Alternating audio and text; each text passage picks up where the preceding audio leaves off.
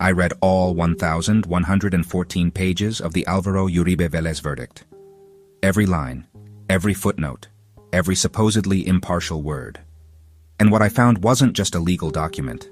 It was a story that most Colombians, maybe even you, have never really heard. I read those pages not just as a lawyer but as a Colombian. I read with the weight of knowing that behind those words lies more than just a name. There's a nation divided, a fragile democracy, and a judicial system under the spotlight. And what did I find? Not a solid verdict, not a clear conviction. I found an ideological construction, dressed up as legality. A narrative that pretends to be impartial, but is really just a script, carefully written, not to deliver justice, but to condemn an enemy. From the very first pages, the verdict reads less like a judicial act and more like a play. You see phrases like staining the white tapestry of justice or breaking the institutional vein of the country. Since when does a court ruling sound like an epic poem? The judge doesn't just apply the law.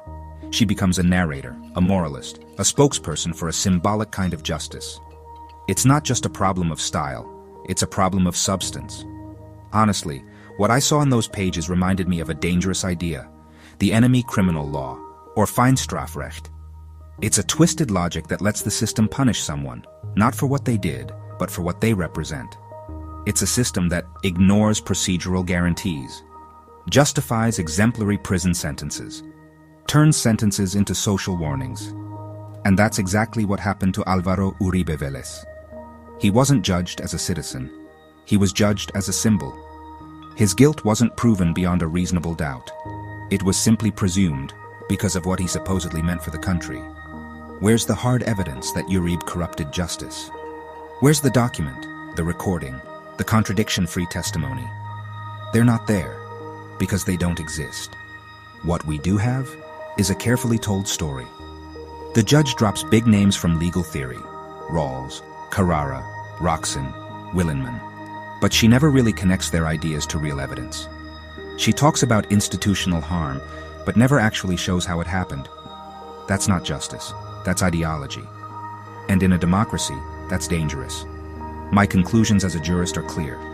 First, the language is moralizing, not legal.